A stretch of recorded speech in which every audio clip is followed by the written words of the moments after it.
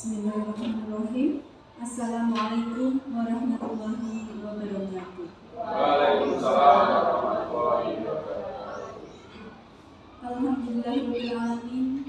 Kita panjatkan puji syukur kehadirat Allah Subhanahu wa Ta'ala yang telah memberikan nikmat sehat kepada kita, sehingga pada pagi hari ini kita bisa berkumpul bersama dalam acara diseminasi budaya positif di sekolah hari Jumat 20 Januari 2023.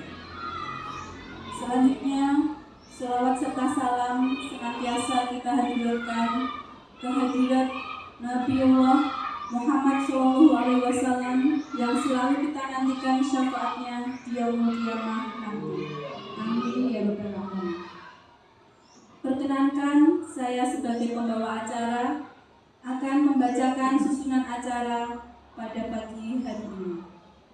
Acara pertama, pembukaan. Acara kedua, menyanyikan lagu Indonesia Raya. Acara ketiga, doa. Acara keempat, sambutan kepala sekolah. Acara kelima, acara inti, yaitu diseminasi budaya positif di sekolah. Dan diakhiri dengan acara penutup. Demi kelancaran acara pada pagi hari ini, marilah kita bersama-sama membukanya dengan bacaan basmalah. Bismillahirrahmanirrahim. Acara selanjutnya menyanyikan lagu Indonesia Raya yang akan dipimpin oleh Ibu Sismiati SPD. Kepada beliau dipersilakan. Hadirin dipersilakan berdiri.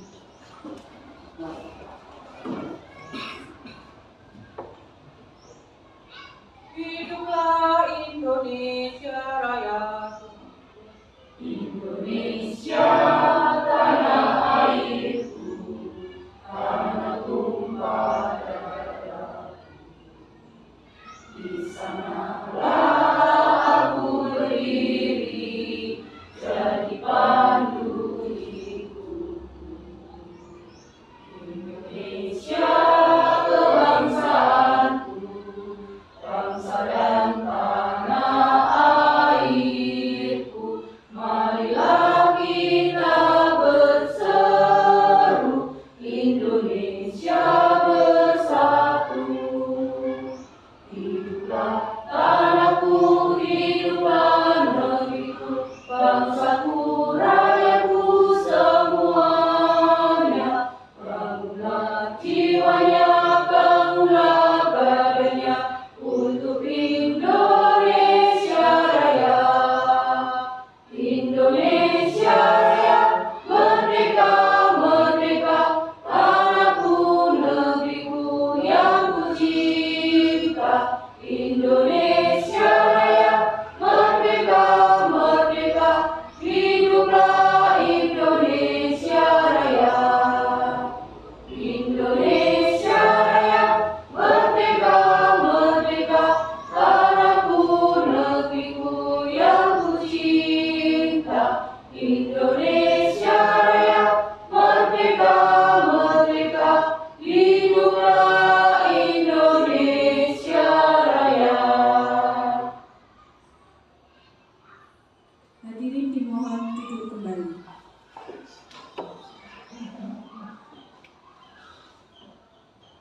Acara selanjutnya sambutan kepala sekolah yang akan disampaikan oleh Bapak Karyati STG MA. Kepada beliau dipersilakan.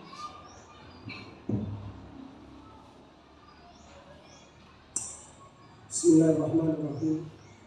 Assalamualaikum warahmatullahi wabarakatuh. Bismillah, alhamdulillah, la haula wa la quwwata illa billah, amma ba'd. Yang saya hormati segenap guru, Bapak Ibu guru semua, terutama kepada Bapak Afid yang di Wiroto SPD, dalam hal ini selaku narasumber dari diseminasi budaya positif di sekolah, terutama di SD 1 Tampilan, Pembican Kecamatan Pembican. Salawat dan salam mudah-mudahan tercurah pada junjungan kita Nabi Agung Muhammad SAW, kepada keluarga, sahabat, dan umatnya sampai di akhir zaman. Amin ya rabbal alamin. Bapak Ibu yang saya hormati, tentunya dalam hal ini adalah titik kulminasi yang terbaik, karena bagaimanapun hari ini adalah ilmu bagi kita.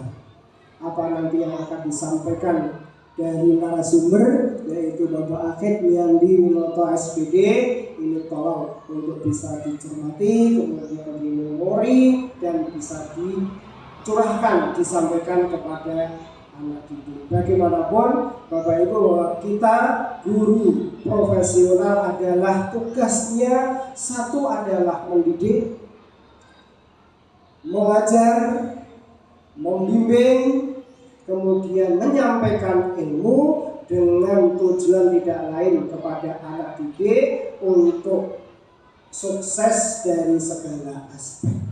Itu tujuan kita. Nah, untuk itu apa nanti akan disampaikan, positifnya sampai di mana, syukur nanti kita bisa membedakan itu positif, itu negatif, dan lain sebagainya. Dan nanti akan diterapkan kepada anak didik. Demikian sambutan dari saya. Maaf tidak bisa lama-lama karena ada agenda yang bersamaan jam ini juga nanti ada rapat dinas di Korwil Jambi Kecamatan Beja, dan sekaligus saya juga sebagai narasumbernya nanti di Korwil Jambi Beja. Demikian, monggo selamat mengikuti diseminasi budaya positif di sekolah SDN 1 Tampingan Korwil Jambi Kecamatan Beja. Monggo, dan saya akhiri, billahi taufiq wal hidayah. Assalamualaikum warahmatullahi wabarakatuh.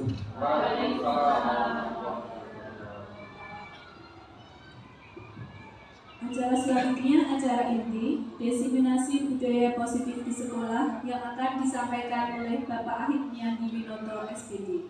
Kepada beliau dipersilakan. Terima kasih. Jadi berdiri terkait dengan kegiatan hari ini.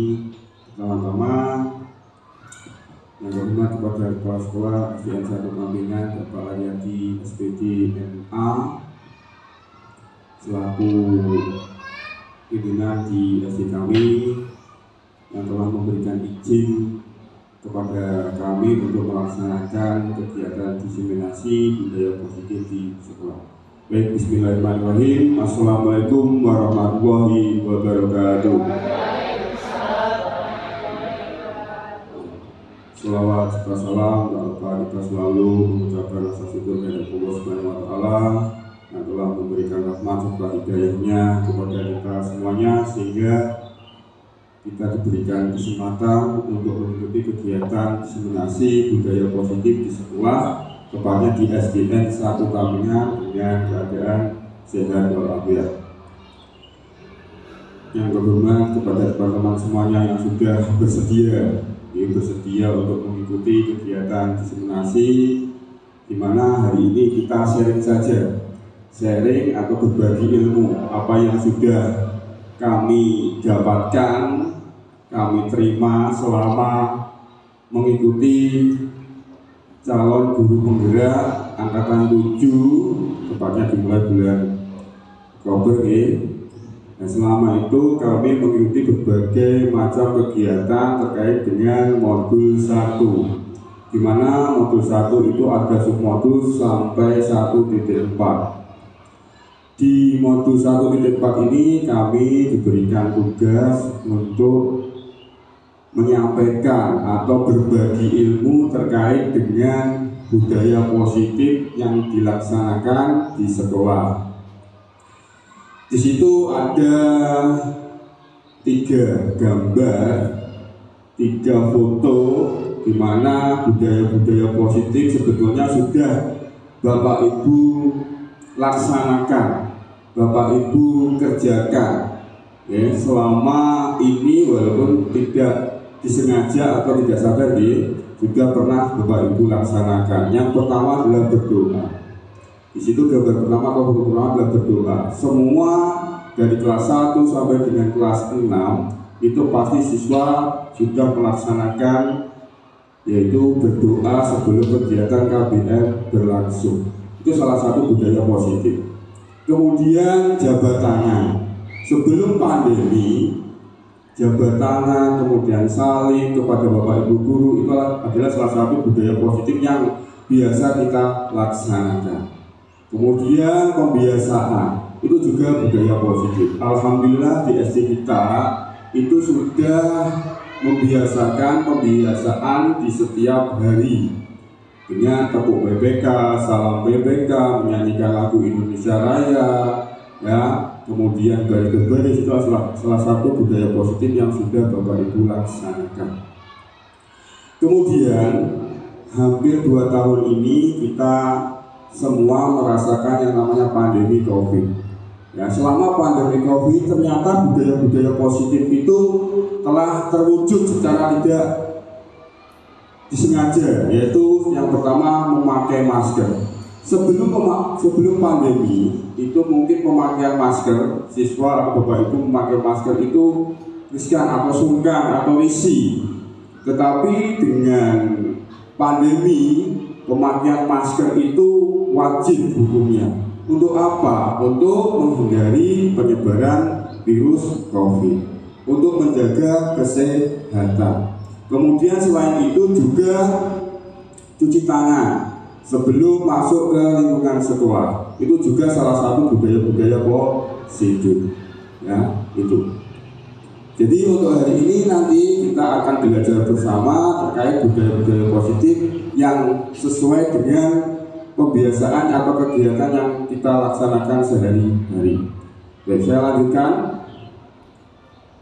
Sebelum ke materi ini, itu ada pertanyaan pemantik nih. Apakah Anda setuju dengan pernyataan ini? Yang pertama adalah hukuman dapat mendisiplinkan anak. Yang kedua, pemberian hukuman dengan hal positif seperti membaca atau membersihkan halaman sekolah dapat meningkatkan disiplin anak.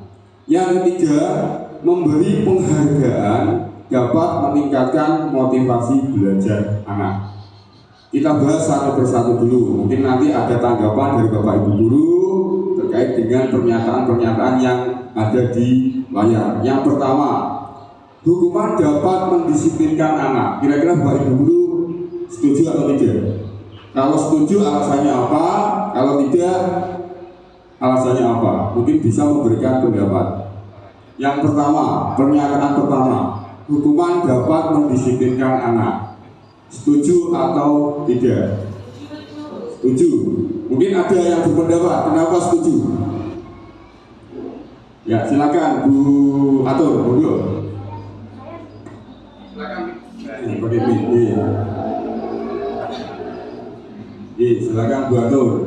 Saya setuju hukuman dapat mendisiplinkan anak karena ada hukuman yang mendidik dan kita bisa melakukan hukuman yang mendidik tersebut. Misalnya ada anak yang terlambat masuk kelas, jadi nanti kita akan menghukumnya dengan membaca undang-undang dasar atau hafalan seperti itu. Oke, baik, terima kasih pendapatnya Bu Atur. Jadi intinya setuju terkait dengan hukuman dapat mendisiplinkan anak. Ya, alasannya itu tadi, apabila ada anak yang datang terlambat atau mungkin membuat kesalahan, hukumannya adalah membaca atau literasi. Yang kedua, pemberian hukuman dengan hal positif seperti membaca atau membersihkan halaman sekolah dapat meningkatkan disiplin anak. Setuju atau tidak? Setuju nih, setuju. Baik, alasannya apa? Mungkin salah satu dari Bapak Ibu. Oh iya, Pak Dar, silakan Pak Dar. Ya, terima kasih. Iya, terima kasih. Tanggapan saya kenapa saya setuju. Yang pertama, dengan memberikan hukuman kepada pelanggar bagi peserta didik, selama hukuman itu positif, kita dapat meningkatkan kedisiplinan anak, terutama dari anak yang melanggar baik itu tata tertib maupun pelanggaran yang di luar batas. Kita dengan cara membaca literasi Dengan upaya itu meningkatkan disiplin anak agar anak itu jerah dan tidak mengulangi kembali hal-hal yang tidak kita inginkan selama itu melanggar tata tertib di sekolah. Yang kedua, dari anak sendiri itu akan meningkatkan rasa disiplin dari anak pribadi, akan perubahan sikap perilaku, sehingga yang kedua itu saya sangat setuju sekali. Terima kasih Pak Adi. Ya, terima kasih Pak Jar. Ya, pernyataan yang kedua intinya adalah Pak Jar setuju karena dapat meningkatkan kedisiplinan siswa. Pernyataan yang ketiga, memberi penghargaan dapat meningkatkan motivasi belajar anak. Ya, setuju atau tidak? Kalau setuju, kalau setuju mungkin ada pendapat beda. Oh ya, terima kasih. Ya, silakan. Menurut saya, penghargaan dapat meningkatkan motivasi belajar itu saya sangat setuju. Karena dengan penghargaan yang diberikan kepada anak didik kita akan merasa bahwa apa yang guru berikan kepada mereka itu dapat memberikan motivasi. Misalnya penghargaan itu berupa pujian atau berupa mungkin kalau benda berupa snack atau jajanan, sehingga mereka termotivasi, kalau aku dapat nilai terbaik maka aku akan mendapatkan penghargaan dari guru. Mungkin itu Pak. Iya, terima kasih ya, sangat bagus dan memotivasi teman-teman terkait pendapatnya dari Ibu Atun, Pak Jar dan juga Ibu. Ya, baik, kita bahas satu persatu. Dari yang pertama, hukuman dapat mendisiplinkan anak. Ya, mungkin kalau hukuman itu konotasinya itu pasti negatif, ya, negatif. Konotasinya negatif. Hukuman pasti disuruh lari, disuruh untuk bersih-bersih, ya, disuruh untuk misalkan mencatat dan sebagainya. Tetapi di sini hukuman itu tadi yang disampaikan oleh Tuatur, ada hukuman yang positif, yaitu terkait dengan hukuman untuk membaca. Ya, kalau dulu saya sebelum menerima materi ini, saya sering menghukum anak itu misalkan berdiri di depan, kemudian suruh berlari. Ternyata itu konotasinya negatif, membuat anak itu merasa tertekan. Ya, itu. Kemudian pemberian hukuman dengan hal positif seperti membaca atau membersihkan halaman sekolah dapat meningkatkan disiplin anak. Ini setuju. Karena apa? Dengan hukuman-hukuman positif tadi tidak berbentuk fisik, ya, seperti lari atau misalkan push up, itu ternyata membuat anak itu menjadi lebih berpikiran positif, akan mendisiplinkan anak secara psikisnya. Jadi itu. Selain itu memberi penghargaan dapat meningkatkan motivasi belajar anak, itu ternyata dari pengalaman itu juga membuat anak lebih disiplin, ya. Jadi terkait dengan pernyataan nomor 1 itu, kalau hukuman dapat mendisiplinkan anak selama hukuman itu positif, itu diperbolehkan. Tetapi kalau hukuman-hukuman yang berbentuk fisik itu diusahakan untuk ditinggalkan, ya. Jadi seperti itu. Baik, dari pertanyaan kemarin ini sebagai awal dari materi yang akan saya sampaikan. Kemudian saya lanjutkan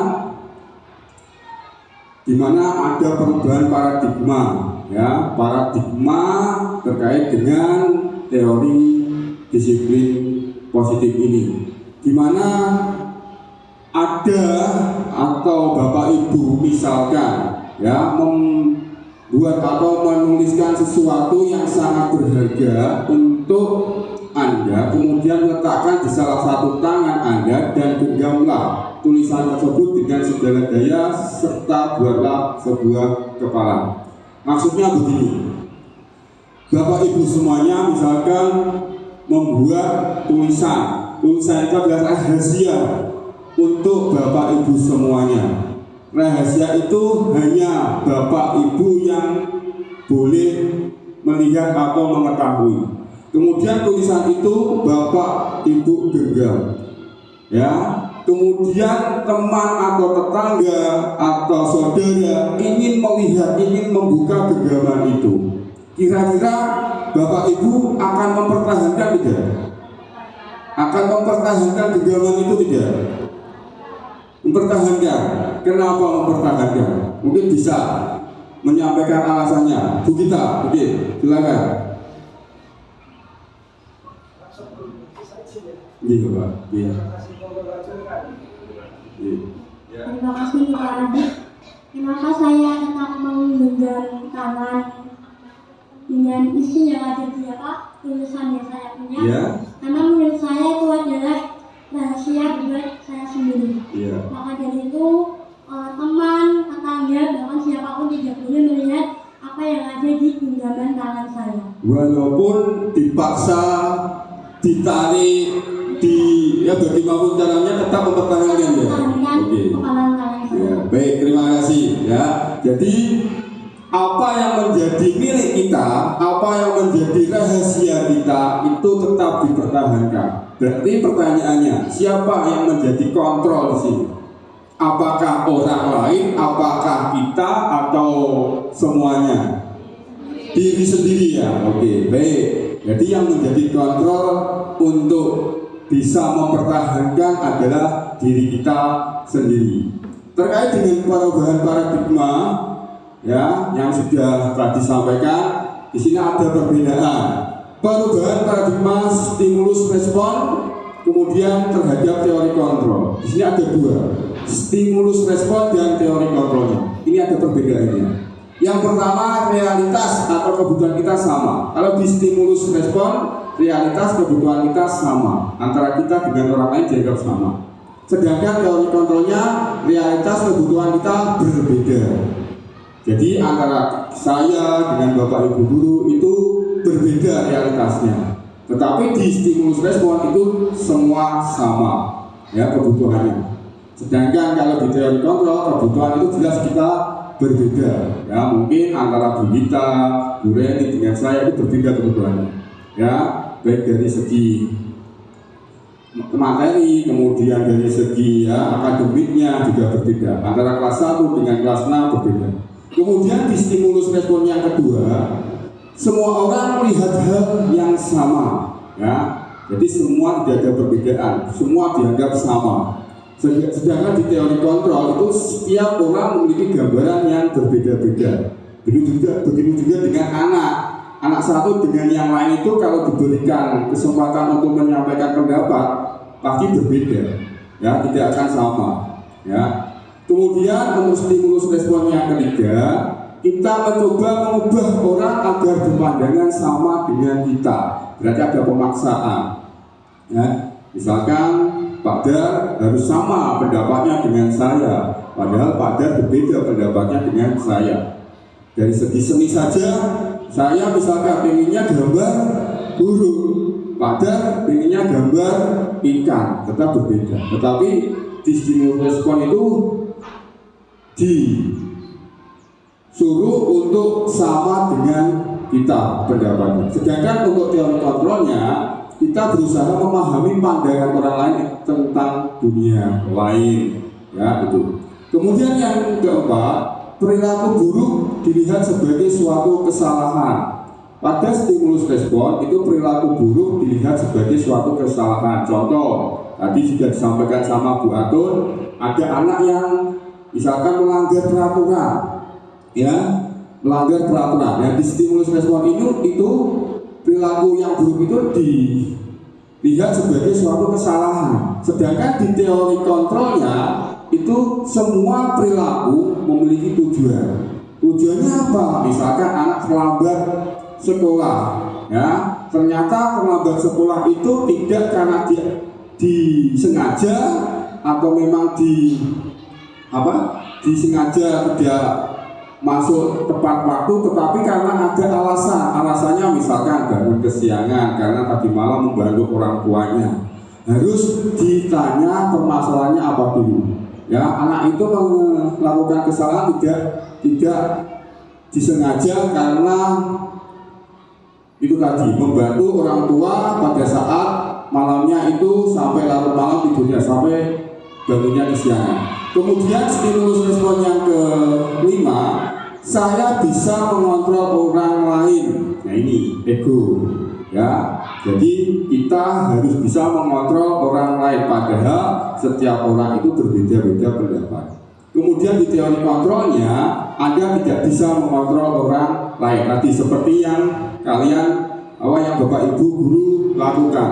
Jadi ada rahasia yang harusnya tidak boleh dilihat orang lain, kita tetap mempertahankan, mengontrol bagaimana genggaman ini tidak dibuka, tidak bisa dilihat oleh Bapak Ibu guru yang lain atau orang lain. Dengan cara bagaimanapun juga, walaupun orang lain itu mau memaksa, menarik, kemudian kalau bahasa itik-itik apa itu? Ya, gelitik ya sampai itu mudah-mudahan tidak akan dibuka, tetap mempertahankan. Itu. Yang berikutnya, stimulus respon yang berikut adalah pemaksaan ada pada saat bujukan gagal. Maksudnya kalau kita tidak bisa mempertahankan atau melihat, kita paksa, kudu iso, buka dan seterusnya. Itu tidak boleh. Sedangkan di teori kontrol itu kolaborasi dan konsensus menciptakan pilihan-pilihan baru. Ya, pilihan baru maksudnya ya kita misalkan apa itu yang digenggam itu harus dibicarakan dengan baik atau memiliki solusi-solusi atau pendapat yang berbeda. Kemudian yang berikutnya adalah model berpikir menang atau kalah. Ya, jadi kalau teori respon itu model atau berpikirnya itu harus menang atau kalah. Jadi seperti permainan menang atau kalah. Sedangkan di teori kontrolnya model berpikir menang-menang. Artinya tidak ada yang kalah, semua dianggap menang. Ya, itu. Jadi perbedaan antara paradigma stimulus respon dengan teori kontrol sangat berbeda. Saya lanjutkan. Ya, ini kita masuk ke materi disiplin. Apakah makna disiplin? Mungkin Bapak Ibu semuanya ketika mendengar kata disiplin, apa yang terbayang di benak Anda? Apa yang terlintas di pikiran Anda? Kebanyakan orang yang menghubungkan kata disiplin dengan tata tertib, teratur, dan kepatuhan pada peraturan. Kata disiplin juga sering dihubungkan dengan hukuman, padahal itu sungguh berbeda. Karena belajar tentang disiplin positif tidak harus dengan memberi hukuman. Justru itu adalah salah satu alternatif terakhir dan kalau perlu tidak digunakan sama sekali. Tadi sudah sampaikan di awal, hukuman itu konotasinya negatif. Kalau hukuman itu membangun, membuat anak itu lebih berkembang, itu lakukan dengan hukuman-hukuman yang positif seperti membaca, kemudian menulis kalimat-kalimat yang belum dipahami. Ya, intinya tidak fisik, tidak bentuk fisik. Ya, selanjutnya, menurut Bapak Ki Hajar Dewantara, di mana ada kemerdekaan, disitulah harus ada disiplin yang kuat. Sesungguhnya disiplin itu bersifat self-disiplin, yaitu kita sendiri yang mewajibkan kita dengan sekeras-kerasnya. Tetapi itu sama saja, sebab jikalau kita tidak cakap melakukan self-disiplin, wajiblah penguasa lain mendisiplin diri kita, dan peraturan demikian itulah harus ada di dalam suasana yang merdeka. Itu menurut Bapak Ki Hajar Dewantara. Lanjutkan, di mana Bapak Ki Hajar Dewantara menyatakan bahwa untuk mencapai kemerdekaan atau dalam konteks pendidikan kita saat ini, untuk menciptakan murid yang merdeka, syarat utamanya adalah harus ada disiplin yang kuat. Disiplin yang dimaksud adalah disiplin diri yang memiliki motivasi internal. Jika kita tidak memiliki motivasi internal, maka kita memerlukan pihak lain untuk mendisiplinkan kita atau motivasi eksternal. Karena berasal dari luar, bukan dari dalam diri kita sendiri. Maksudnya di sini motivasi internal dan eksternal. Kalau motivasi internal itu dari diri kita sendiri, sedangkan eksternal itu dari luar. Ya, misalkan anak itu belum disiplin, guru mendisiplinkan, itu eksternal. Tetapi kalau anak itu bisa mendisiplinkan diri sendiri, tidak ada pengaruh atau dorongan dari luar, itu berarti dari diri sendiri, yaitu internal. Saya lanjutkan, next saja. Nah, ini Nilai-nilai kebajikan universal. Nilai-nilai kebajikan yang disepakati bersama lepas dari suku, bangsa, agama, bahasa maupun latar belakangnya.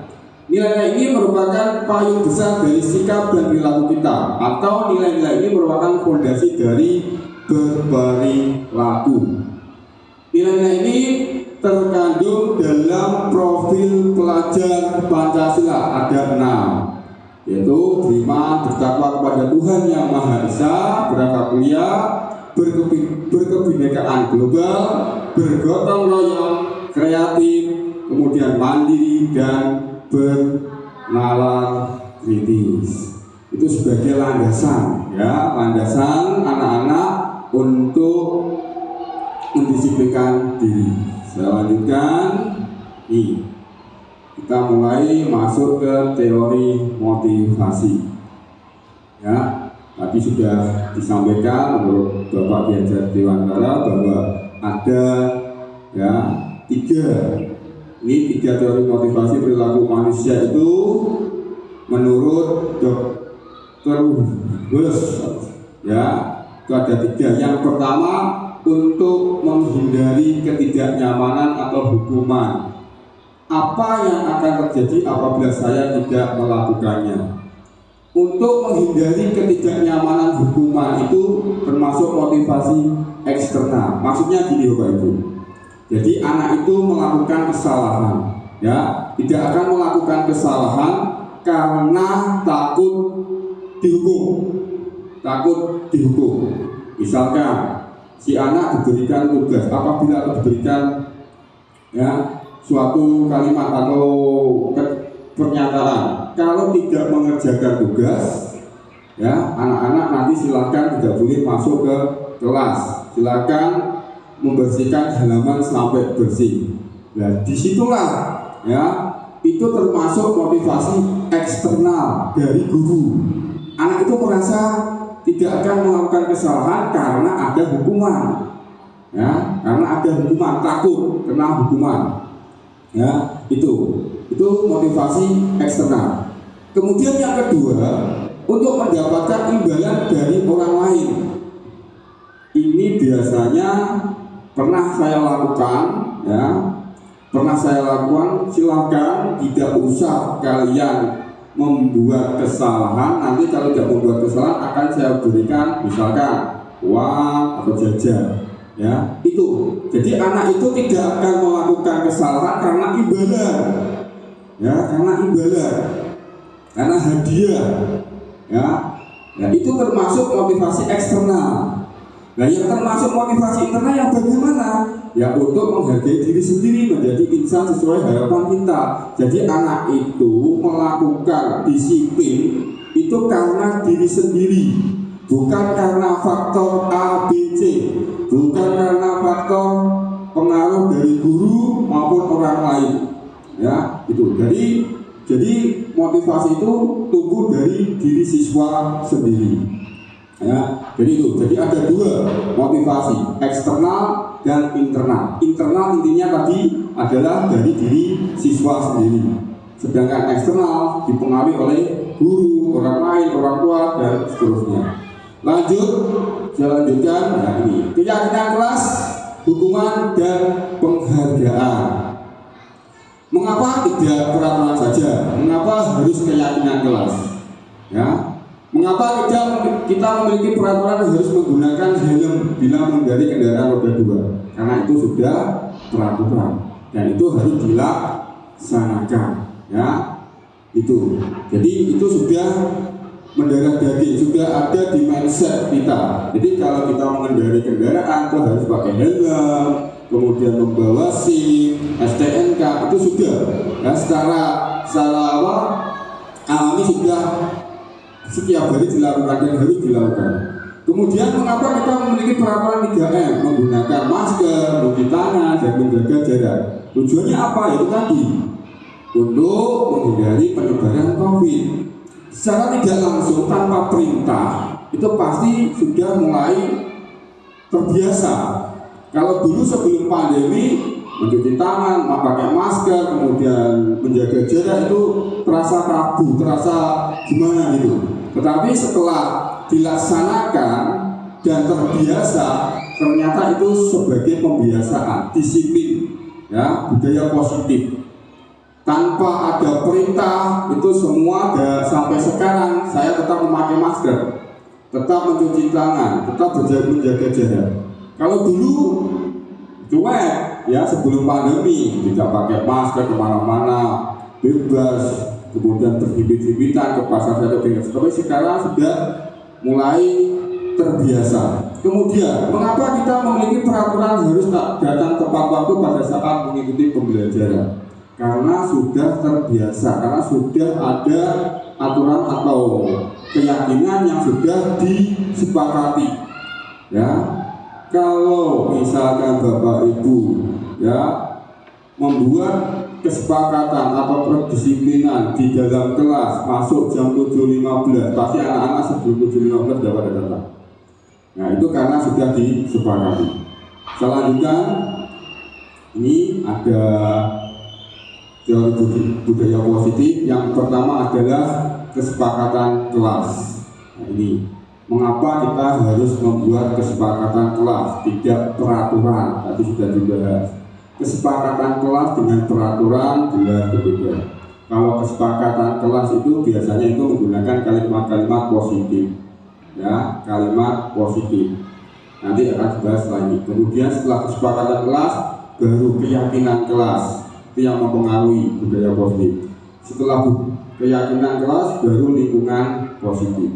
Akan tercipta budaya-budaya yang positif. Budaya positif ini tidak cuma di sekolah, bisa nanti dibawa ke lingkungan keluarga, lingkungan masyarakat, ya. Jadi itu akan lebih baik lagi untuk siswa. Selanjutnya ini keyakinan kelas.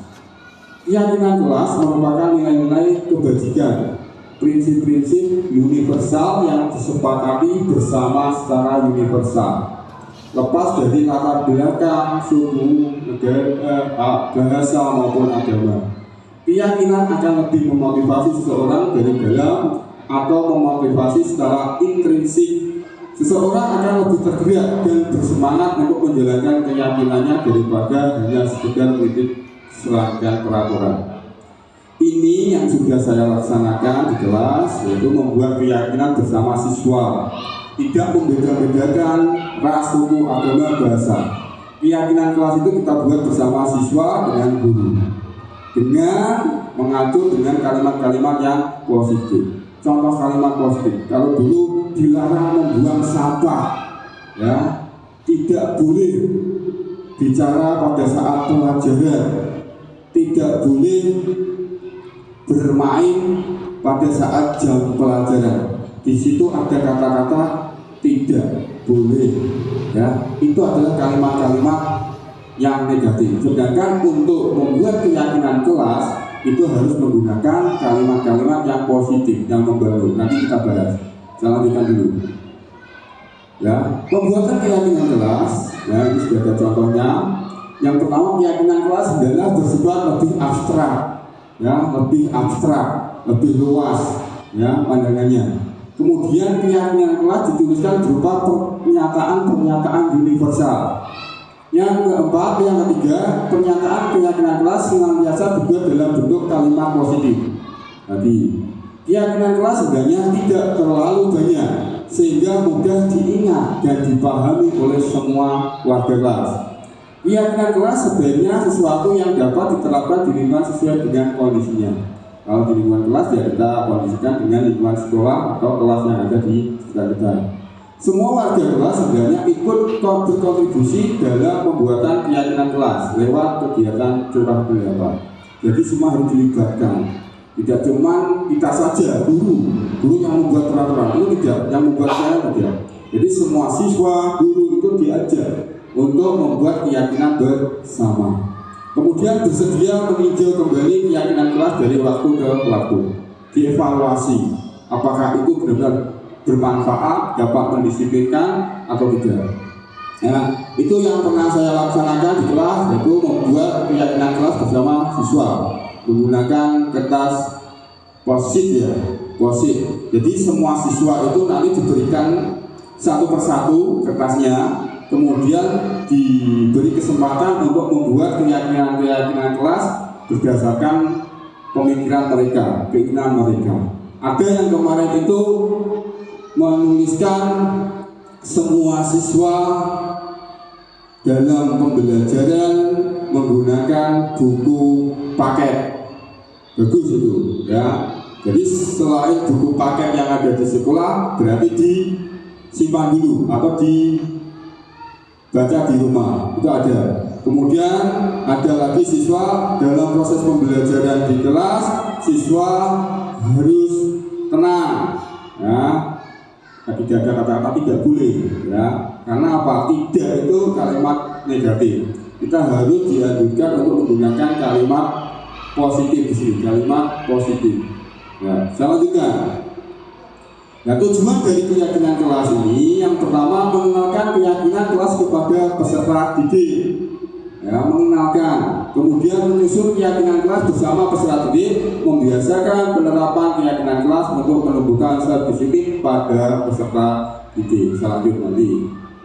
Nah, ini ada pernyataan dari peraturan dan keyakinan kelas. Ya, selalu kembalikan buku ke tempatnya. Kalau peraturan selalu kembalikan buku ke tempatnya. Kalau keyakinan kelas kira-kira ada yang bisa membuat kalimat termasuk apa itu? Kalau dalam peraturan itu selalu kembalikan buku ke tempatnya. Ya, mungkin bisa disimpan dulu dalam hati ya, apakah termasuk tanggung jawab, kemudian apakah termasuk disiplin atau apa, nanti disimpan dulu. Kemudian pernyataan yang kedua, dilarang mengganggu orang lain. Kira-kira tepat ya kalau keyakinan kelasnya nah, ini langsung saja ya. Peraturan selalu kembalikan buku ke tempatnya. Dalam keyakinan kelas itu termasuk tanggung jawab ya, tanggung jawab. Jadi nanti dalam penyampaian ke siswa itu membuat keyakinan kelas menggunakan kalimat-kalimat yang positif. Tidak boleh dilarang, itu tidak dianjurkan. Dilarang mengganggu orang lain. Dalam keyakinan kelasnya itu menghormati orang lain dan diri sendiri. Nah, berbeda di situ. Ya, kalimat negatif.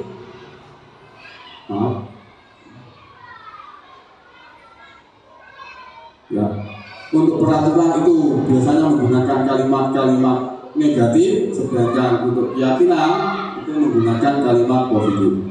Yang selanjutnya, hadir di sekolah 15 menit sebelum pelajaran dimulai. Nah, ini untuk keyakinan kelasnya menghormati orang lain, komitmen pada tujuan berkomitmen. Dilarang melakukan kekerasan, kalimat negatifnya ini. Untuk keyakinan kelasnya, keselamatan, menghormati orang lain. Kemudian dilarang menggunakan narkoba. Ini keyakinan kelasnya kesehatan. Mungkin nanti bisa dikembangkan kalimatnya ya. Kemudian bergantian atau menunggu giliran. Itu menghormati orang lain, kesabaran. Kemudian gunakan masker, kesehatan, keselamatan. Jangan berlari di kelas atau koridor, yaitu keselamatan atau keamanan. Selanjutnya, nah ini kesepakatan kelas antara guru dengan siswa kelas 6. Yang pertama, dapat diambil kesepakatan dari keyakinan kelas selalu menjaga kebersihan kelas dan halaman sekolah. Kemudian saling menghormati dan menghargai. Selalu bekerja sama, saling membantu dan tolong menolong. Selalu datang tepat waktu. Kemudian selalu rapi saat memakai seragam sekolah. Mengambil keputusan dengan musyawarah, budaya membaca literasi, semangat belajar. Di situ sudah dapat dilihat tidak ada kata-kata dilarang atau tidak diperbolehkan. Semua menggunakan kalimat-kalimat positif. Ya, itu nanti bisa disampaikan atau bisa dilaksanakan di kelas masing-masing terkait dengan keyakinan dan kesepakatan kelas ini. Kemudian saya lanjutkan, hukuman dihukum oleh penghargaan. Maksudnya bahwa penghargaan berlaku sama dengan hukuman. Dalam arti meminta atau membujuk seseorang melakukan sesuatu untuk memenuhi suatu tujuan tertentu dari orang yang meminta atau membujuk. Dorongannya eksternal dan akan ada faktor ketergantungan. Beberapa dampak dari pemberian penghargaan diantaranya: 1. Pengaruh jangka pendek dan jangka panjang. Kemudian penghargaan menghukum. Kemudian penghargaan mengurangi ketepatan. Kemudian penghargaan merusak hubungan. Jadi dihukum oleh penghargaan. Dihukum, tetapi karena ada penghargaannya akan mengakibatkan siswa itu akan cenderung berdampak negatif ke depannya. Jadi itu. Selanjutnya, ini pengertian hukuman dan konsekuensi. Apa itu hukuman? Hukuman bersifat tidak terencana atau tiba-tiba. Anak atau murid tidak tahu apa yang akan terjadi dan tidak dilibatkan. Hukuman bersifat satu arah. Maksudnya satu arah itu biasanya hukuman itu dari guru ke siswa, ya. Yang menghukum adalah gurunya, itu satu arah. Kemudian dari pihak guru yang memberikan dan murid hanya menerima suatu hukuman tanpa melalui suatu kesepakatan. Ya, ini manfaat dari kesepakatan, kemudian manfaat dari pernyataan-pernyataan yang dibuat bersama siswa. Kemudian hukuman yang diberikan bisa berupa fisik maupun psikis. Murid atau anak disakiti oleh suatu perbuatan atau kata-kata.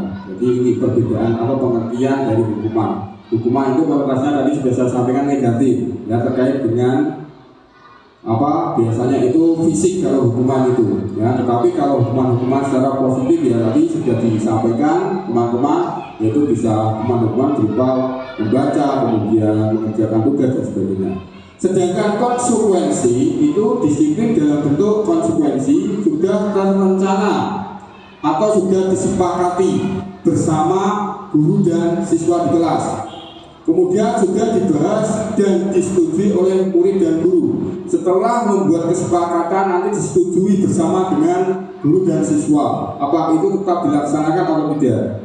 Umumnya bentuk-bentuk konsekuensi dibuat oleh pihak guru sekolah dan murid sudah mengetahui sebelumnya konsekuensi yang akan diterima bila ada pelanggaran. Ya, itu misalkan buat kesepakatan apabila anak tidak mengerjakan tugas, ya anak silakan untuk mengerjakan sampai selesai di luar. Ya, itu sudah kesepakatan bersama dengan guru dan siswa. Ya, jadi perbedaan antara hukuman dan konsekuensi. Kalau hukuman tadi secara sepihak, ya, sepihak hanya guru saja yang tahu, spontan, sifatnya spontan, ya. Sedangkan konsekuensi itu sudah ada kesepakatan bersama, ya, antara guru dengan siswa. Kemudian konsekuensi biasanya diberikan berdasarkan suatu data yang umumnya dapat diukur, ya. Data, misalkan anak terlambat berapa kali. Misalkan ada kesepakatan kalau terlambat sebanyak 3 kali berturut-turut, anak akan mengerjakan di luar atau membersihkan halaman atau membersihkan kelas. Seperti itu perbedaannya. Di sini ada perbedaan hukuman dan sanksi atau konsekuensi. Untuk hukuman, sesuatu yang menyakitkan harus terjadi. Kembali lagi, hukuman itu konotasinya tadi adalah negatif, bentuknya fisik dan spontan, tiba-tiba, dan itu sepihak, biasanya guru atau orang lain yang memberikan hukuman. Sedangkan sanksi itu sesuatu yang harus terjadi, ya, sesuatu harus terjadi. Terjadi apa tadi? Terjadi apabila ada kesalahan dan itu sudah ada kesepakatan. Kemudian membuat anak sakit, ya, sakit fisik maupun hati untuk jangka waktu lama. Ini sangat-sangat riskan itu. Kalau saya dulu sebelum mengikuti kegiatan ini, saya menghukum pasti suruh lari, suruh push up. Ternyata ya saya berusaha untuk memperbaiki itu semuanya. Ya, memberikan hukuman kepada anak secara fisik itu memang ada baiknya, ada negatifnya.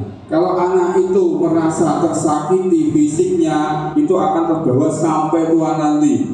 Ya, waktunya akan lama dan itu sulit untuk dilupakan. Ya, apalagi sampai melukai, itu tidak boleh.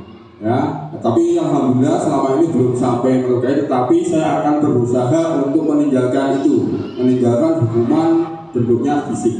Ya, itu. Sedangkan sanksinya di konsekuensinya itu membuat anak merasa tidak nyaman dalam jangka waktu pendek. Ya, tidak nyaman. Misalkan kalau ada anak yang melakukan kesalahan, apakah anak disuruh membaca ke perpustakaan sampai jam istirahat, itu kan akan merasa tidak nyaman. Saya di perpustakaan sendiri, tidak ada temannya, tidak bisa bertanya dengan teman satu bangku, atau tidak bisa saling bekerja sama atau diskusi, itu akan merasa tidak nyaman. Dan itu jangkanya akan pendek sekali. Ya, berbeda kalau kita melakukan hukuman secara fisik. Kemudian anak membenci kedisiplinan. Dengan hukuman anak akan membenci. Wah, disiplinnya di guru kelas 6 itu mulai saya tidak suka. Itu akan menimbulkan karena bentuknya fisik tadi spontan dari guru saja, tidak ada kesepakatan. Sedangkan di konsekuensinya anak menghargai disiplin. Karena apa? Menghargai disiplin karena sudah ada kesepakatan bersama antara guru dengan siswa. Kemudian di hukuman itu merasa ada paksaan. Contoh, anak itu melakukan pelanggaran, dia padahal fisiknya tidak sehat, atau misalkan anaknya tidak suka olahraga, disuruh berlari, ya itu merasa ada paksaan, ya. Jadi anak itu akan terbawa, terasa tidak enak, tidak akan nyaman untuk melakukannya. Sedangkan di konsekuensinya itu stimulus atau tanggapannya nanti setelah melakukan sanksinya itu ditanyai, kamu tadi setelah melaksanakan ini apa yang kamu rasakan? Pasti akan merasa bersalah dan seterusnya. Kemudian di hukuman itu mendorong anak menyakiti diri sendiri, ya, mendorong anak menyakiti diri sendiri karena fisik tadi. Kemudian di konsekuensinya mendorong anak agar mudah menyesuaikan diri. Menyesuaikan diri untuk apa? Itu tadi berdasarkan kesepakatan kelas. Ya, itu. Kemudian konsep diri yang buruk. Sedangkan untuk konsekuensinya konsep diri yang baik. Kemudian anak belajar untuk menyembunyikan kesalahan. Dia akan berusaha menyembunyikan kesalahan-kesalahan yang mereka lakukan. Sedangkan untuk yang konsekuensinya anak belajar untuk mematuhi peraturan karena sudah disepakati bersama. Kemudian akan menimbulkan rasa marah, rasa bersalah, dipermalukan, merasa tak dihargai. Ini dampak psikis yang sangat riskan, ya. Ini.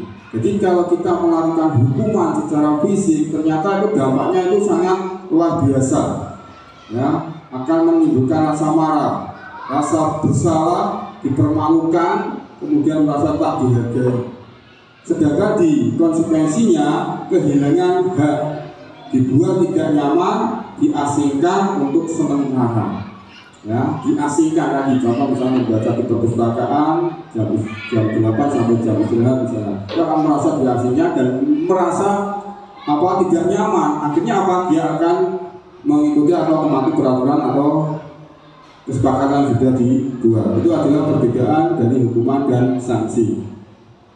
Selanjutnya ini ada pernyataan tindakan-tindakan guru, kemudian apakah termasuk hukuman atau konsekuensi? Coba saya akan minta pendapat dari Bapak Ibu semuanya. Yang pertama, mencatat 100 kali di dalam buku kalimat saya tidak akan terlambat lagi. Karena karena terlambat ke sekolah. Itu termasuk hukuman atau konsekuensi? Hukuman. Oke. Yang kedua, lari mengelilingi lapangan basket 2 kali karena terlambat hadir di sekolah. Hukuman atau konsekuensi? Hukuman. Yang ketiga, murid diminta untuk push up 15 kali karena tidak menggunakan masker ke sekolah. Hukuman. Menggantikan kertas tugas teman yang telah dicoret-coret. Konsekuensi, oke. Membersihkan tumpahan air di meja tulis karena tersenggol pada saat pelajaran. Ya, murid disuruh untuk mengenakan sepatu seharian di sekolah karena tidak mengenakan sepatu hitam. Hukuman atau konsekuensi? Konsekuensi, oke. Lari mengelilingi lapangan basket 2 kali karena terlambat 10 menit untuk pelajaran PJOK. Hukuman. Kita lihat apakah sama dengan pernyataan Bapak Ibu semuanya. Jawabannya iya. Jadi mencatat 100 kali di dalam buku kalimat saya tidak akan terlambat lagi karena terlambat ke sekolah itu termasuk hukuman. Ya, itu harus Bapak pahami, Bapak Ibu semua pahami. Terus bisa membedakan antara hukuman dan konsekuensinya. Terus langkahnya bagaimana kalau itu? Ya, tadi membaca, kemudian disuruh untuk mencari literasi di perpustakaan, itu memang lebih baik. Kemudian lari mengelilingi fisik, tidak boleh hukuman. Ya, kemudian diminta untuk push up, tidak boleh. Tetapi kalau jam olahraga apakah boleh? Ya boleh, beda, karena pakai jam olahraga. Tetapi kalau kita sebagai guru kelas, kita memberikan hukuman secara fisik di luar proporsinya, ya itu sudah dilarang. Ya, dari itu ternyata Bapak Ibu semua sudah bisa membedakan antara hukuman dan konsekuensi atau sanksi. Saya lanjutkan. Nah ini, ternyata manusia itu memiliki kebutuhan dasar. Yang pertama, kasih sayang dan rasa diterima, penguasaan, kebebasan dan kesenangan. Ini menjadi dasar ya untuk bisa bertahan hidup. Jadi semua manusia itu ada 4 dasar ini ya yang bisa mengendalikan supaya bisa menjadi lebih baik. Kasih sayang, penguasaan, kemudian kebebasan, kemudian kesenangan. Kebebasan itu diberikan kebebasan kepada anak sesuai dengan zamannya. Kita sebagai guru hanya bisa membimbing. Ya, kemarin pada saat di CGP itu sudah disampaikan bahwa anak itu berkembang sesuai dengan kodratnya masing-masing. Jangan paksakan kodrat mereka dengan kodrat kita. Zaman kita dahulu berbeda. Ya, anak zaman sekarang jangan dipaksakan harus sama dengan anak-anak zaman dulu. Ya, kita harus bisa mengikuti zaman anak-anak sekarang. Kalau zaman sekarang zaman teknologi ya kita harus belajar. Ya, mungkin Bapak Ibu semuanya sudah bagus ya dalam penguasaan IT. Ya, kalau zaman dulu yang namanya laptop, komputer itu masih awam, masih jarang digunakan. Tetapi sekarang itu semua menggunakan teknologi. Anak-anak sekarang berbeda. Kalau anak sekarang kita paksa makan tiwul, makan gedok, makan itu tidak mau. Ya, anak sekarang itu ya makannya seperti spaghetti, burger, pizza, ya itu. Ya, anak-anak sekarang untuk pemikirannya berbeda. Kalau anak sekarang itu lebih cenderung bermain melalui gadgetnya atau media online. Ya, tapi kita sebagai guru jangan paksakan anak untuk bisa seperti kita zaman dulu. Berbeda. Kita sebagai guru harus bisa mengikuti zaman mereka. Nah, tidak mereka yang mengikuti kita tidak, tapi kita harus mengikuti zaman mereka saat ini. Nah, selanjutnya adalah 5 posisi kontrol yang diterapkan seorang guru, orang tua ataupun atasan dalam melakukan kontrol terhadap siswa. Ini penting, Bapak Ibu. Ada 5, yaitu yang pertama adalah penghukum, membuat orang merasa bersalah, teman, pemantau, dan manajer. Jadi kita sebagai guru itu harus memiliki 5 posisi kontrol, ya. Penghukum kita harus sesuai dengan porsi kita, kesepakatan yang sudah disepakati bersama dengan siswa. Membuat orang merasa bersalah. Jadi anak itu kita buat merasa bersalah apa yang mereka lakukan, kesalahan apa yang mereka lakukan. Teman, selain guru, sebagai guru membimbing, kita juga sebagai teman. Ada waktunya kita sebagai teman. Dan teman itu biasanya dilaksanakan di luar jam. Di luar jam istirahat. Misalkan ada anak yang bersalah, itu kita ajak ke kantor atau kemana, kita tanya-tanyain apa permasalahannya, apa yang membuat mereka itu melakukan kesalahan. Kemudian memantau perkembangan setiap anak yang melakukan kesalahan. Kemudian manajer, memimpin, mengontrol, ya. Kita sebagai guru itu adalah manajer. Kita sebagai manajer di kelas, kita bisa mengatur semuanya, ya. Tetapi dengan kesepakatan dengan aturan-aturan sudah disepakati. Ya, itu. Jadi ada 5 kontrol. Posisi kontrol yang pertama adalah penghukum, membuat orang merasa bersalah, teman, kemudian pemantau, dan yang terakhir adalah manajer. Saya lanjutkan, apa itu manajer? Manajer adalah posisi mentor di mana guru berbuat sesuatu bersama dengan murid, ya, mempersilahkan murid untuk menjawabkan perilakunya, mendukung murid agar dapat menemukan solusi atas permasalahannya sendiri. Seorang manajer telah memiliki keterampilan di posisi teman maupun pemantau. Itu. Jadi di manajer murid diajak untuk menganalisis kebutuhan dirinya maupun kebutuhan orang lain.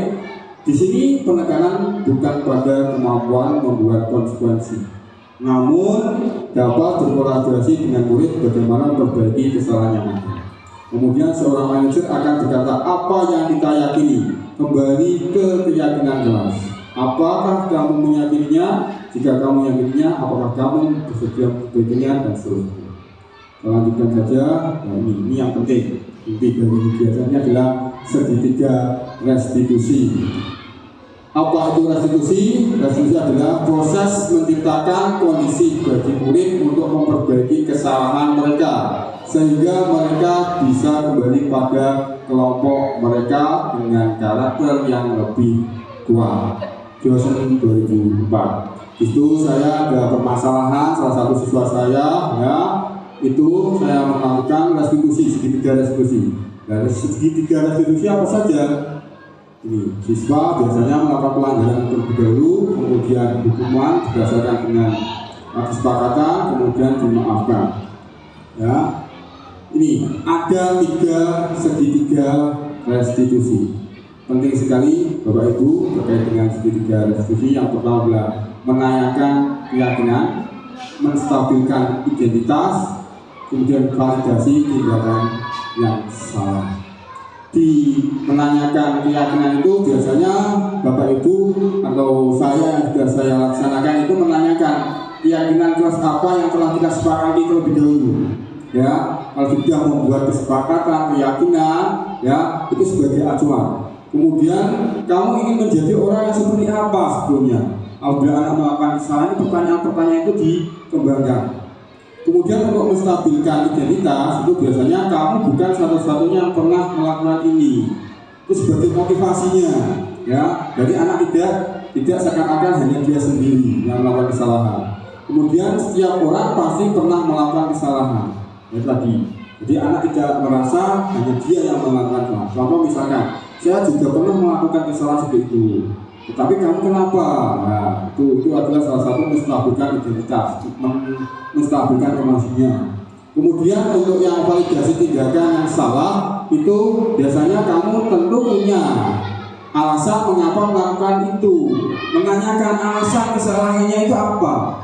Contoh misalkan anak tidak memakai sepatu berwarna hitam, jangan langsung menghukum, tanya dulu. Kamu sebetulnya ada apa memakai sepatu tidak sesuai dengan kesepakatan di sekolah? Ternyata sepatunya hitam basah.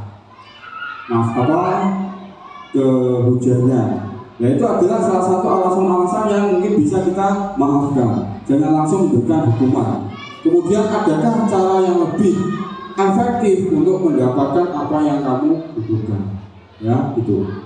Terus tiga langkah, tiga restitusi. Yang pertama adalah menstabilkan identitas, kemudian validasi tindakan yang salah, kemudian tiga, menanyakan keyakinan.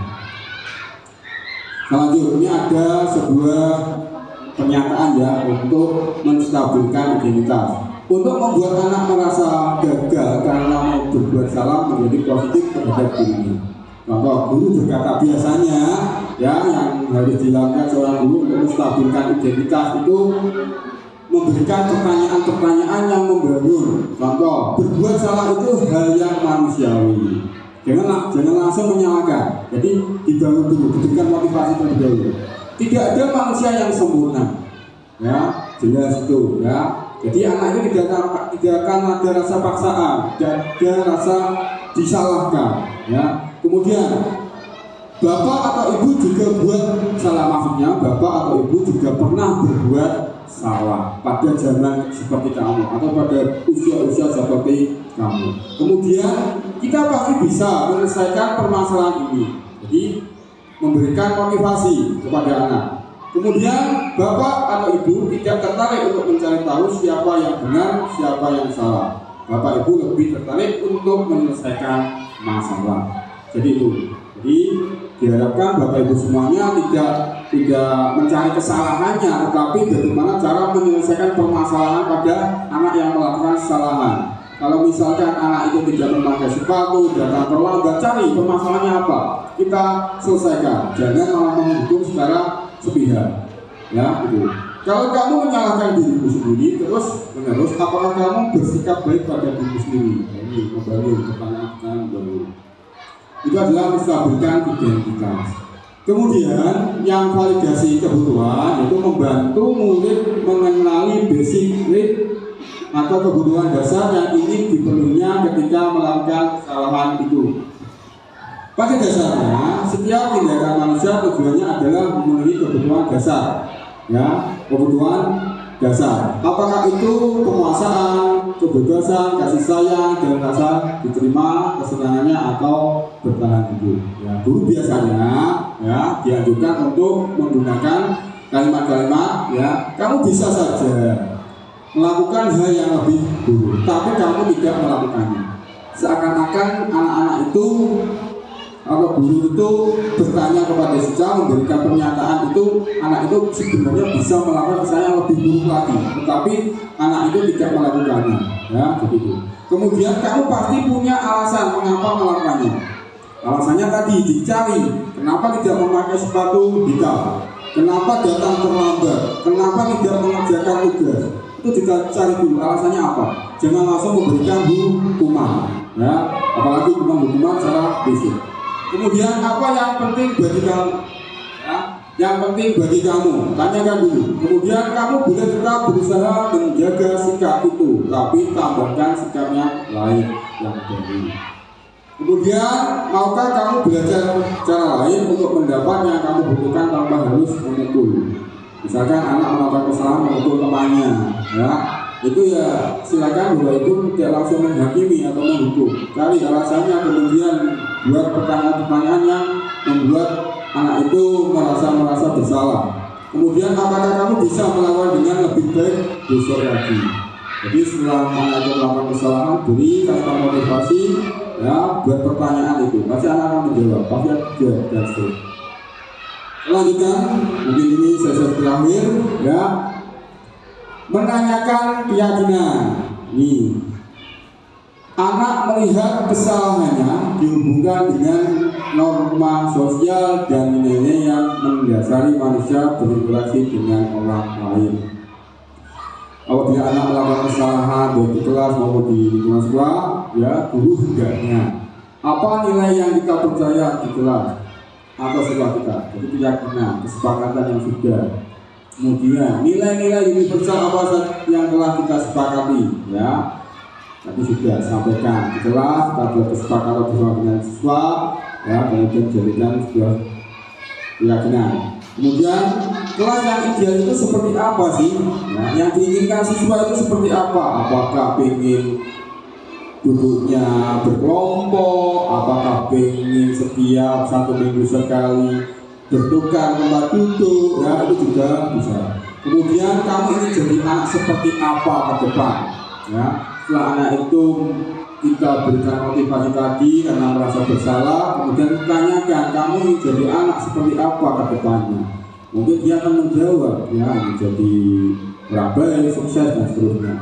Kemudian apa yang kamu rasakan ketika kamu melakukan itu, ya pasti anak akan menjawab, ya mungkin akan merasa bersalah, ya merasa bersalah kepada teman-temannya, kepada guru, kepada lingkungannya, dan kemudian kamu menjadi orang yang seperti apa yang kamu inginkan, ya. Jadi itu terkait dengan budaya positif. Inti dari kegiatan hari ini adalah sebetulnya Bapak Ibu semuanya sudah melakukan, sudah melaksanakan. Cuman di poin segitiga restitusi ini yang diharapkan Bapak Ibu bisa lebih menerapkan lagi, lebih menyampaikan, lebih membuat anak-anak itu tidak terbebani, ya. Terima kasih, itu yang dapat saya sampaikan dari kegiatan hari ini. Tepat pukul 9, ya, kurang sedikit. Untuk itu apabila ada tutur kata yang kurang berkenan dari penyampaian materi hari ini, saya pribadi mohon maaf yang setulus-tulusnya. Saya akhiri, selamat pagi. Assalamualaikum warahmatullahi wabarakatuh.